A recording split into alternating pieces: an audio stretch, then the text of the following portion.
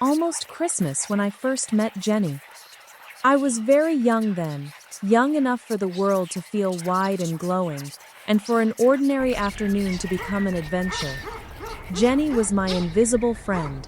To everyone else, I looked like a little girl playing alone in the yard. But to me, Jenny was right beside me, laughing in the winter air. We tossed a ball back and forth for hours. I would throw it toward empty space and call that it was her turn, and Jenny would giggle that she caught it. When we got tired, we sat on the floor with Barbie dolls, tiny toy teapots, and imaginary cakes, building whole worlds no one else could see. Jenny loved crab meat with mayonnaise. And whenever my family cooked something spicy, she would smile and say spicy was her favorite. So, at dinner, I always pulled out the chair beside me and told everyone, "This seat is for Jenny." My mother would smile gently. My sister would stare at the empty chair and say there wasn't anyone there. But I insisted Jenny was sitting right beside me. I remember the way everyone looked at each other, puzzled and quiet. I couldn't understand it. Jenny was as real to me as the plate in front of me.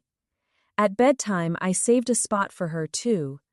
The hallway outside my room was dark at night, and I didn't like Jenny walking through it alone. When she admitted she was a little scared, I left my bedroom door open, letting a soft strip of light spill across the floor. Jenny thanked me and told me I was a good friend. She told me she used to live in China. I thought that was wonderful.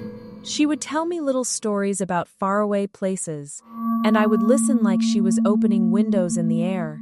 Sometimes, just to make me laugh, she copied everything my sister said in the funniest little voice. I would laugh until my stomach hurt, while everyone else wondered what was so funny. Jenny looked different from everyone I knew.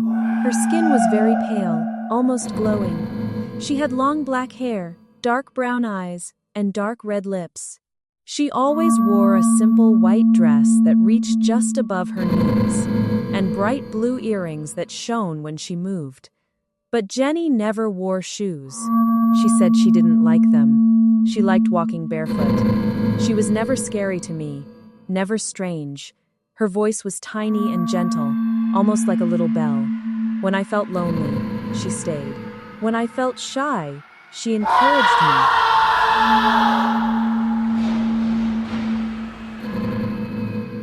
I practiced speaking English with her because I wanted to understand her better. She told me I was getting good and to keep talking and not to be afraid of mistakes. She never laughed when I stumbled. She never made me feel small. She was patient, kind, and always close by. To me, Jenny wasn't just invisible. She was my best friend. But years have a quiet way of carrying childhood away. Life got busier. School changed. I changed. And one day, without even noticing it, I stopped seeing Jenny. I still wonder where she went.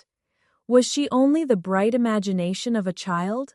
Or was she something more, something gentle, that only I was allowed to know? I don't have the answer. But every Christmas, when the table is set, and I see one empty chair waiting in the warm light, I remember her. The little girl in the white dress, the blue earrings, the bare feet, and I smile. I miss you, Jenny, I whisper, because some friendships, whether seen or unseen, never really leave us.